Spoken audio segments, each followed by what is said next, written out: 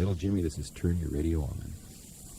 Turn your radio on, and listen to the music in the air. Turn your radio on, heaven's glory share, heaven's glory share. Turn the lights down low, and listen to the Master's radio. Get in touch with God, turn your radio on, turn your radio on. And you men, you're holding back, many of you right now listening to me on these morning and evening broadcasts.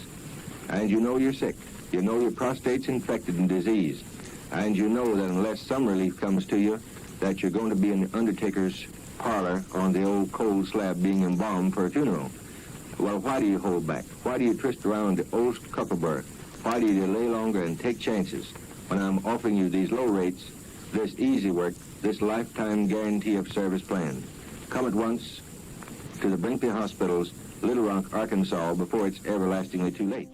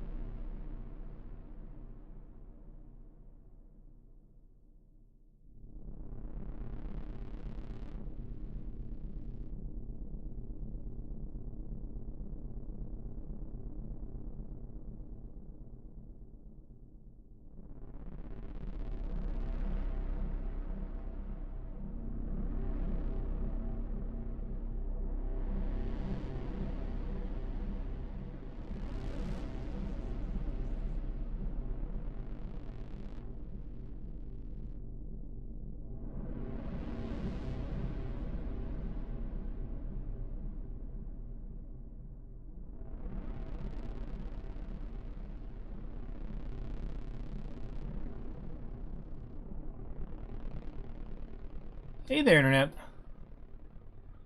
Those low rumblings in the background are some mixes I concocted. I'm not much of a musician, but I like plonking around on a synthesizer and making noises, putting them together. How you all doing this Sunday evening?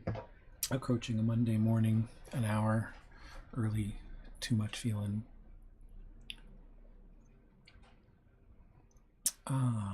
Let's see. So, let's turn on let's say hello to the folks. Hello, folks. How you doing? Do I have the Oscar cam in here? Oh, yeah. There we go. There he is. Oops. There he is. He's having some sleeps.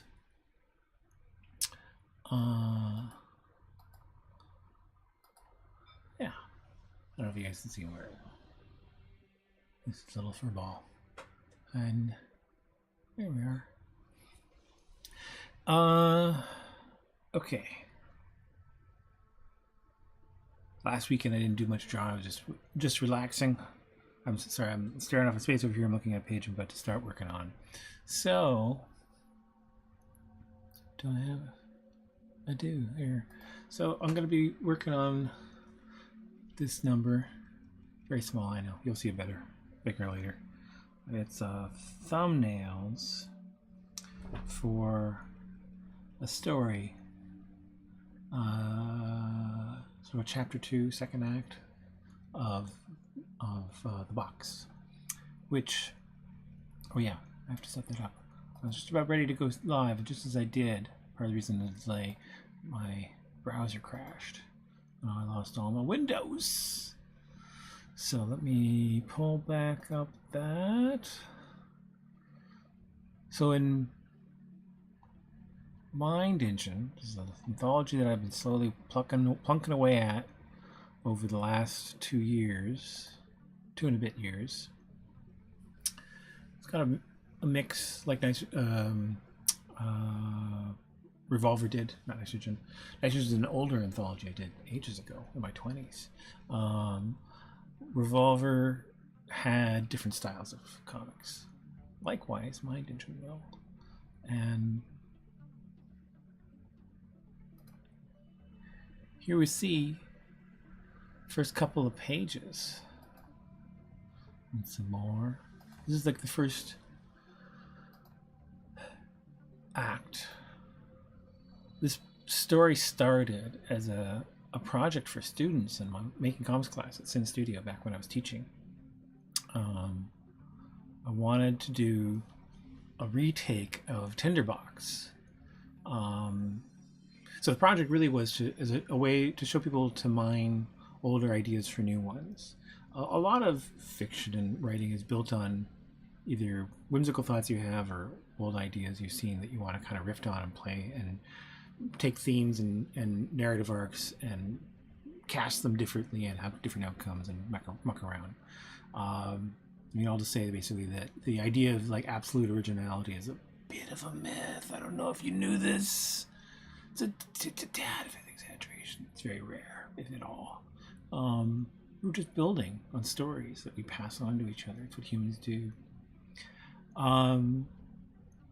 And for a safe example of this, I turned to just made me think, is it Brothers Grimm or Hans Christian Andersen now? I forget which source is the Tinderbox at the moment. I have to go look again.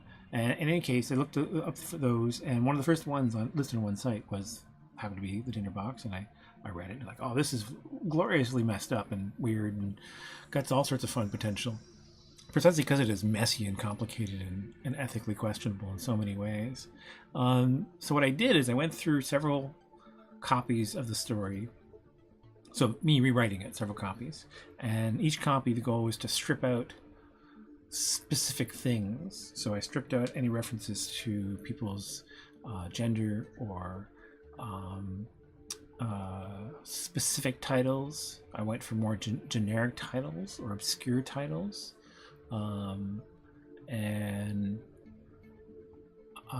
just even vague. So, for example, there's an old woman the soldier meets on the road at the beginning of the Tinderbox, and the first thing I did is get rid of the idea that they were specifically man or woman, and the sort of hag or witch element that was apparent in the story.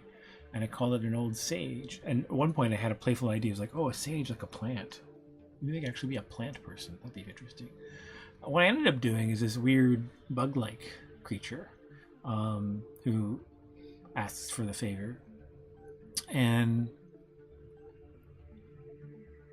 it's complicated to explain why I kind of went down that avenue. And you can also see here the Tinderbox, top right corner, is not the typical Tinderbox. And the soldier looks a little different than you might have imagined them. And so the proposition was to present this stripped down draft to the students as an example, and they could use it or do the same, take another public domain story and similarly strip it back, and then look at it as a springboard and start building on and developing things and bringing in your own ideas about characters' identities and the way things look and what they are and their relationships. And feel free to cut and trim and rearrange, which I definitely did too. And I'm doing a lot of fun, I don't know, I just watched the Dark Crystal TV series, so this is sort of inspired by that a little bit. Just weird fantasy creatures and things. Yeah. So that's where the first chapter ends, and I want to pick up then in is it this one? Yes, there we go. I want to pick up here. This is some thumbnails I did on my tablet it was a week ago or so. We had a blackout, and Angela and I just sat on the couch doing stuff. It was nice. We should hang out in the dark together more often, we thought, afterwards. And which is funny, I should mention that I went to see the Batman movie with her this weekend. That was good. That is an excellent film. Kudos to the makers of the Batman. So I did this thing in a note-taking program, actually, not even in Clip Studio, because it's a fun, rough sketching format. I've got a dot. It comes with a dot grid template, and so I use it the same way I use dot grids in my work normally. And it has layers and things, so I was able to build this up and size and mess around, but it's sort of like working with ballpoint, which is what I do frequently in the past, is ballpoint on dot screen paper. But here, I've made sort of a rough, and I want to add some elements that I've also, you can see in the corner here, I've imported the original part of the script for the scene that I wrote. This is basically how my scripts go frequently when I'm writing for myself. They're just like little notations and descriptions of events.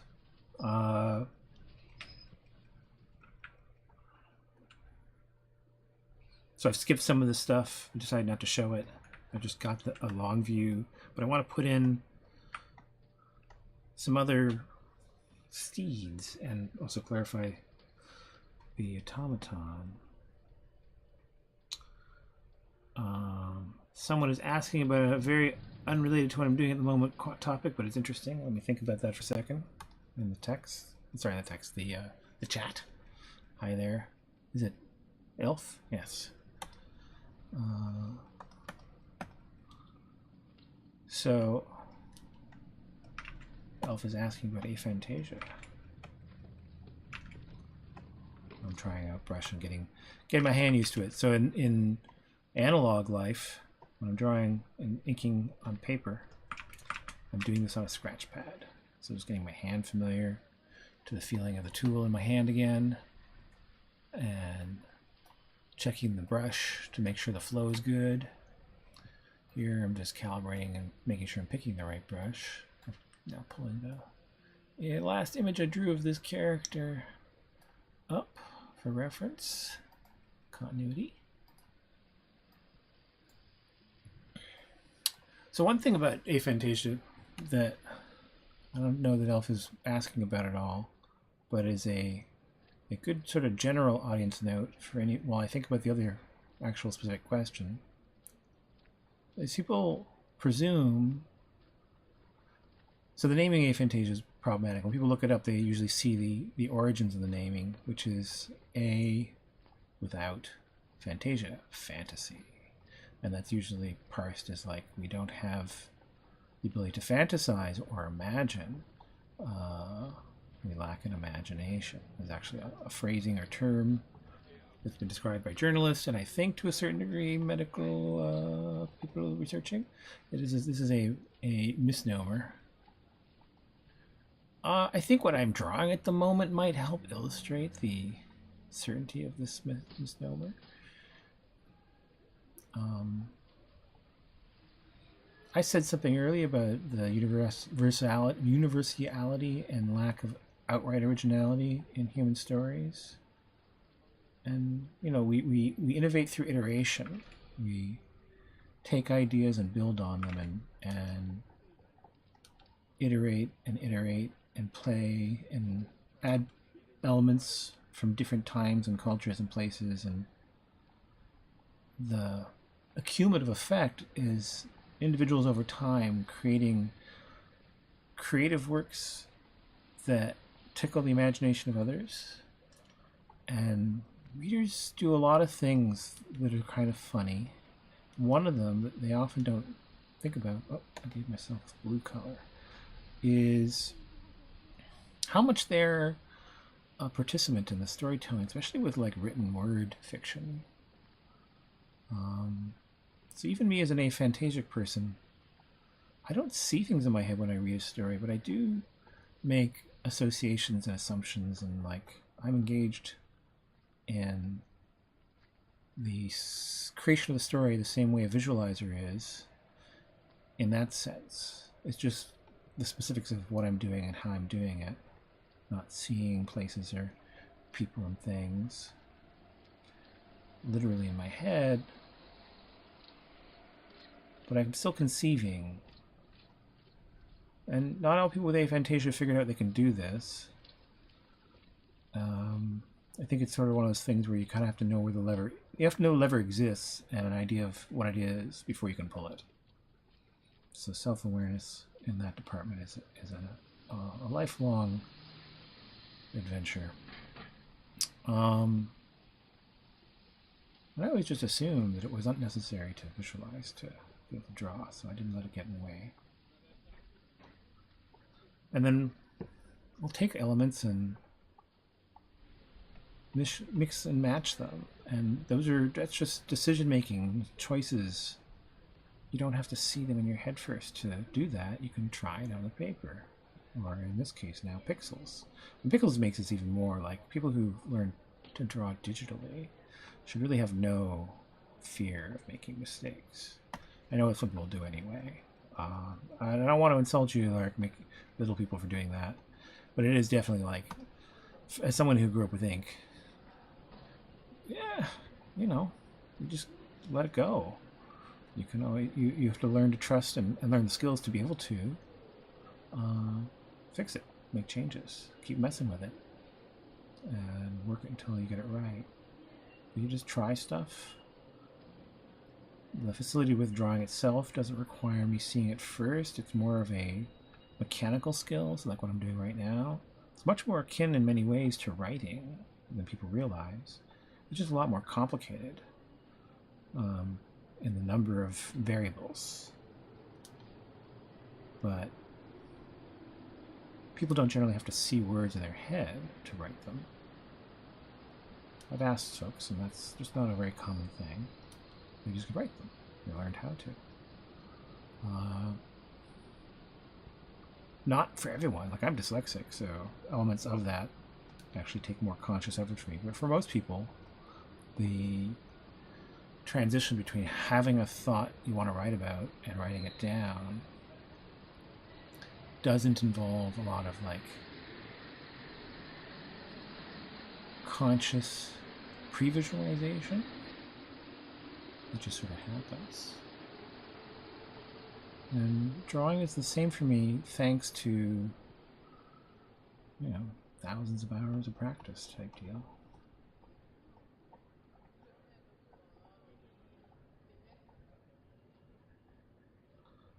This is still like the roughs. I'm just cleaning and clarifying. And I'm still at the rough pencil stage, by the way, anyone tuning in and wondering.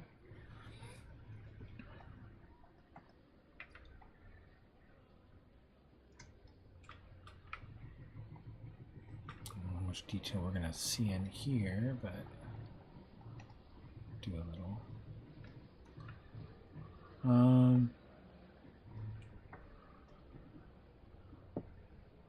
Well, see, like Elf just posted about imagining a computer with no graphics card, and I've heard like no screen. And I guess so, but I feel like it still communicates an idea of the inability to conceptualize forms and shapes and things, and I don't know. I guess so. The computer metaphors always seem, for complex reasons, a little bit problematic. We don't quite work the same way as computers. what it comes down to. But maybe I'm just nitpicking. Anyway. So, I guess, like, to get to Elf's question, I think anyone who wants to learn to be an artist has to embrace the idea that there's a lot of iterative practice in the getting there and the doing. For me, it never seemed like work because I was sort of I really found it meditative and enjoyable when I was a kid. It was an escape, and it was fun. And then I got positive feedback for it. It was one of the few things I did that people really were like supportive of and didn't point out all my errors. So I don't think that that's like, it's not like I didn't want to see some errors to be improved, but I was in special ed for a bunch of learning disabilities that hadn't been identified properly, and they didn't know how to teach to, even if they did know what they were exactly. And I found school tedious and tiresome and not very promising. Like, people just didn't tell you that you had a lot of options. So art, on the other hand, no one questioned that I could do that well. So I ended up spending a lot of time on it, all to say. And that's kind of the key to getting good. Like, you want to study the basics, which everyone's going to tell you. And you want to study observational things, anatomy, a little bit of engineering, nature, how things work, draw everything all the time. You also want to study technique and tools, and you want to sketch a really broad diet, but focus on the things that you know you're going to want to draw. So Kim Jung-ji is a good example. He sketches every day, and he likes drawing urban landscapes. He likes drawing specific kinds of engineering, fantasies, animals, and so you look at his daily sketches. That's what he's sketching, so that it's familiar. And then when he wants to sit down and do something, if it's a known real-world thing, he has a inventory of forms that he can draw without even thinking. Now, as far as I know, he can visualize. But he said he doesn't see everything when he starts. He just sort of makes it up as he goes. And we can do the same. You learn the forms for different animals and people and things. And if you don't know them, that's okay. Use reference. That's what reference is for. The best reference is you get, like, I had to do horses for a book recently, and I would try to avoid looking for exactly the photograph of the pose that I wanted. For one thing, it just takes forever. And then I would also, I think the drawing comes from a more sincere, I don't know. It's more from you rather than looking like you putting a mirror up to something else. And if you take, so in the case of horses, I would find 5 or 6 poses of horses that were sort of similar or doing similar things, and some that didn't do that at all, but showed me the other side, so I could think about how the entire form of the animal worked. And then I would do sketches, so usually in my notebooks, from those different images, to try to build up the poses of the horses I want to draw in my comic. And then I would take those sketches and draw the panels from them. And if I ever felt like I was lost, like, oh, I didn't think about the back of the elbow on the horse, which is up near the chest for a horse. Their upper arm is it's all in their shoulder as far as the way we conceive a horse's body. And if I didn't think of that, how that part was exactly, or how it should be shaped when they bend and they're running or something, then I'd go look up some pictures of that and check. But in the rest of the time, you do enough sketching and studying that you feel like you can trust yourself to make it up.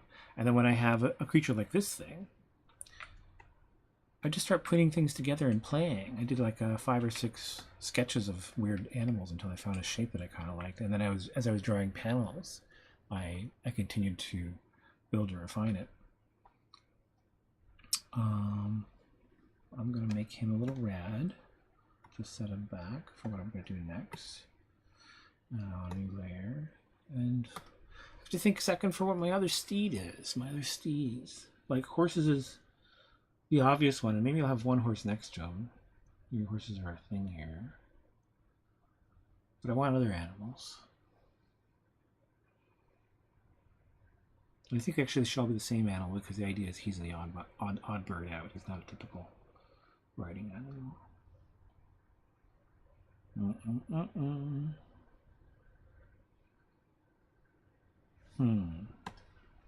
There's a shape that I really like from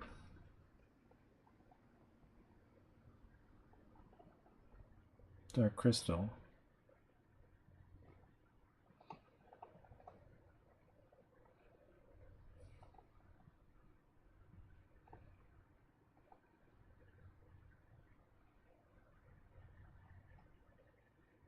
So we'll omit the wing elements and make them a little less cantered than a typical. But then I feel like it needs a long head.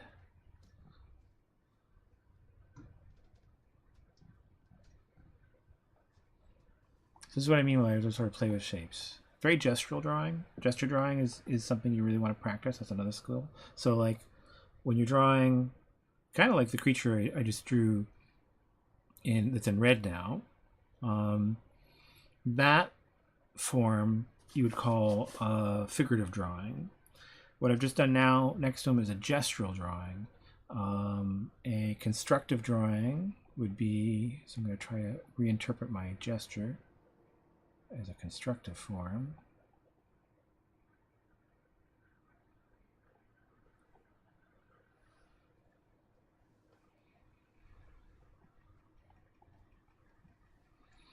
So, you know, like you've seen this in the Marvel way.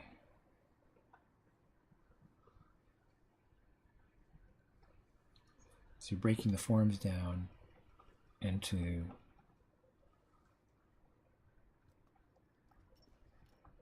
I'm making some changes because I also having some ideas as I go too.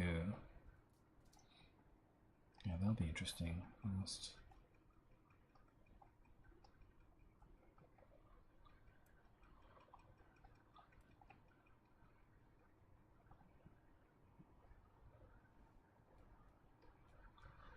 Right? Different styles of drawing. They're all valid.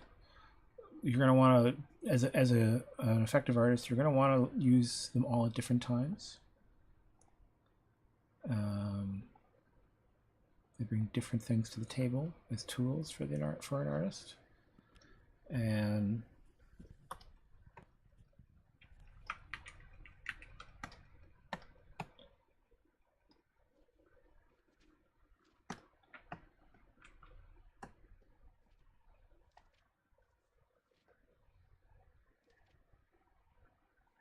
that works. I just need two of them. Gets the idea across.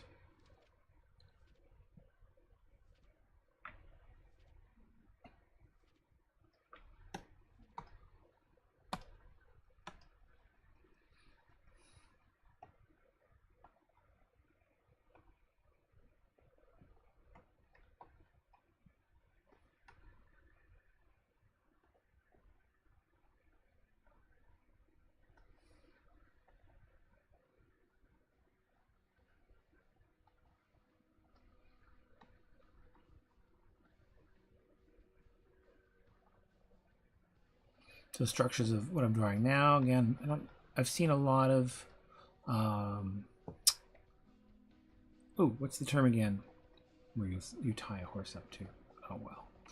I've seen a lot of these things, and I'm kind of making up a fantasy version using these Y-shaped like trees, just cut where they branch, and those can all be lashed in later on. Get into those details at the time.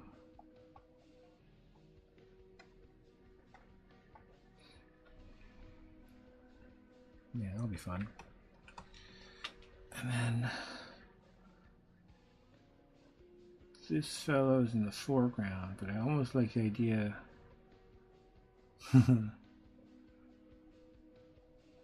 That's fun.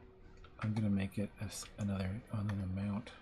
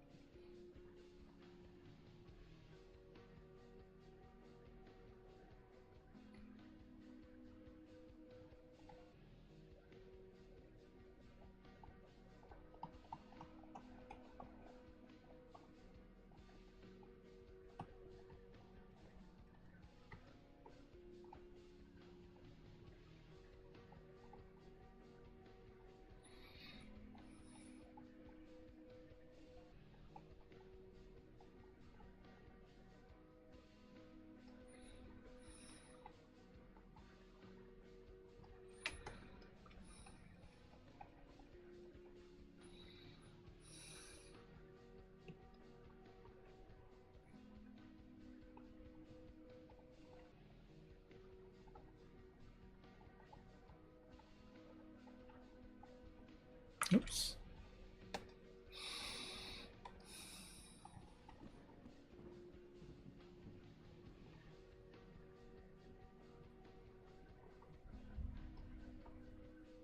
So I'm now thinking about a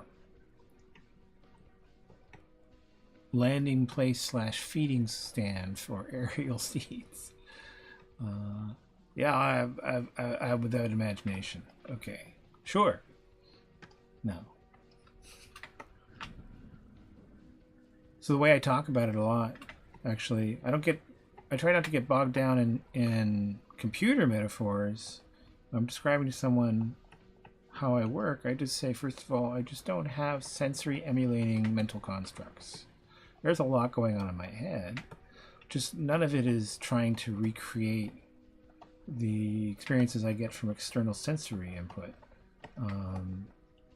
It's doing its own things. And it can think about stuff that I get from external sensory input, but it doesn't look or feel like it. And when I'm remembering things, I've definitely learned that my memory is less good than I used to think it was, and perhaps that's because of aphantasia, because I don't have that component. But then they've shown that we make less false assumptions of accuracy than visualizers do. So it's not that we remember a whole lot more, but what we do remember, we remember accurately, more frequently.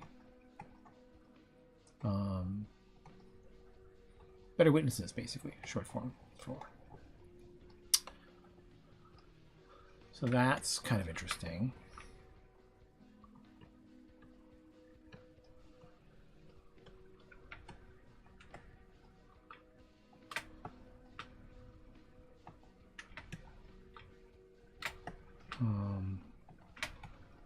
You kind of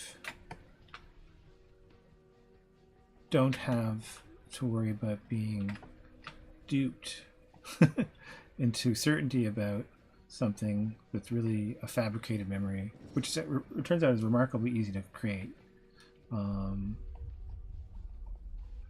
It's quite easy to induce false memories in people, it turns out. And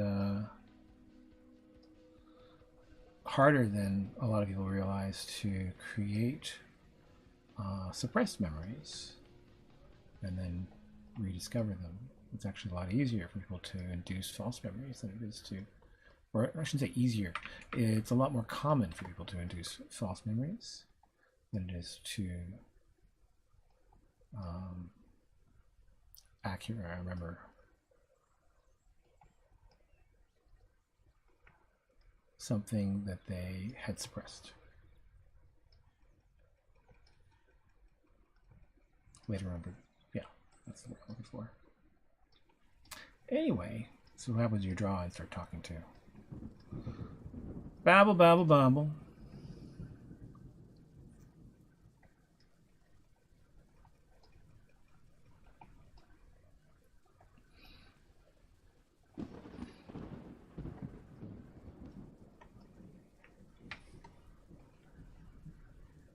Yeah, that's fun.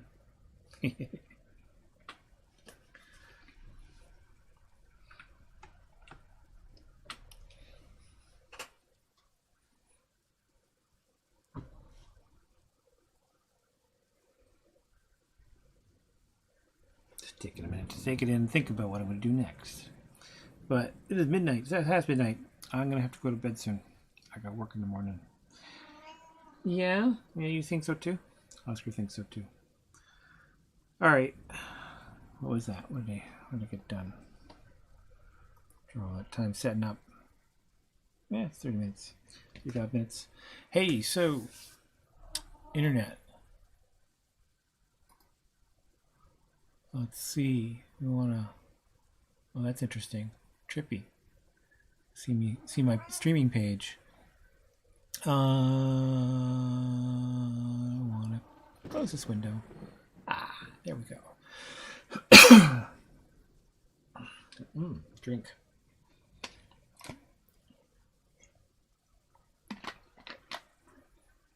Oscar, do you want to say hello to people?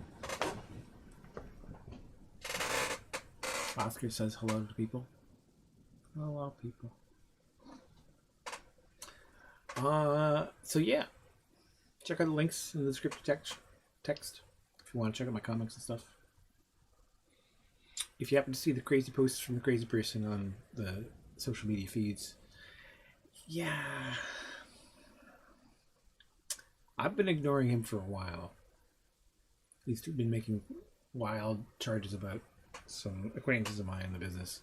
And then I just deleted a couple of posts that he left on our sequential Facebook page that falsely claimed first that he had been a contributor, which he never was. He used to send us a lot of press, but he was never a contributor. And then he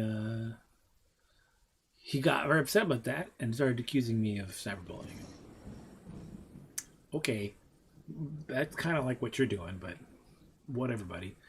A little concerned about him being kind of bonkers. Apparently he went paranoid on his job and got fired some years back, and that's why he's got a thing out for at least 2 or 3 people on the number of folks he tags and posts. I'm fairly certain, though, not only am I not being, to my knowledge, investigated by any government bodies that he suggests, but if they were, I don't think they'd really appreciate someone advertising it like that on social media. So that was like the first, when he started making those claims some years back, that was the first big red flag that he was not playing with a full deck.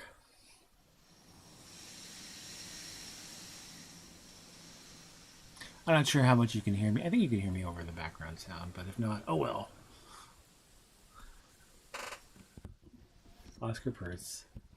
He's happy, he don't care. As long as he gets fed. He loves his belly scratches. Yeah.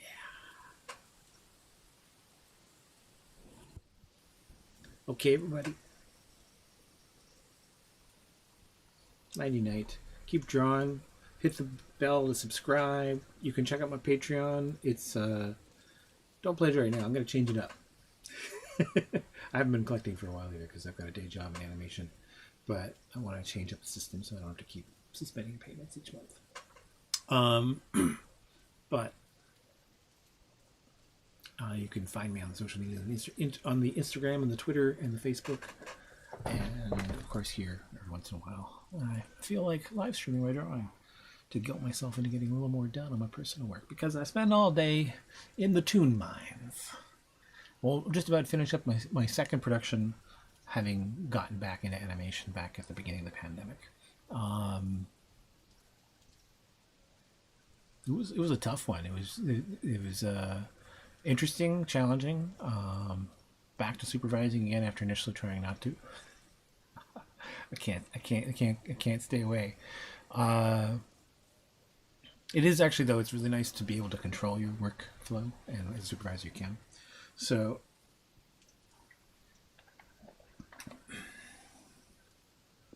some things coming up that I'll be working on next. A mystery project, potentially. And if not that, then another kids show. So that's good. I'm going to switch to probably do back to backgrounds for part of it, which is cool.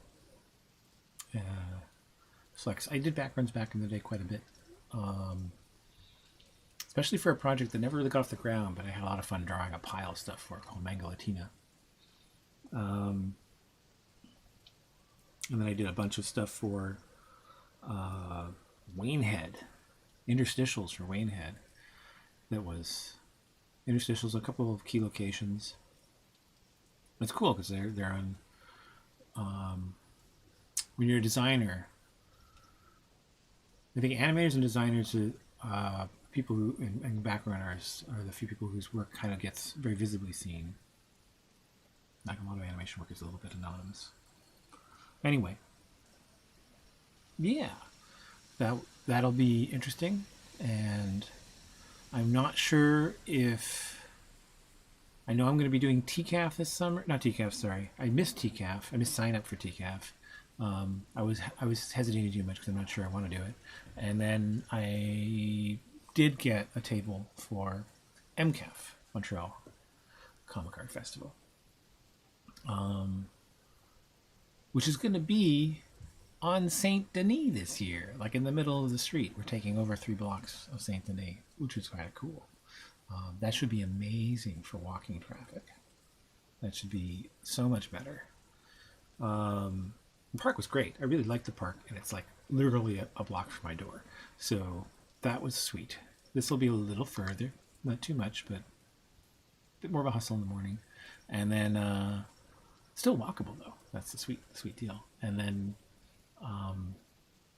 yeah, it's a main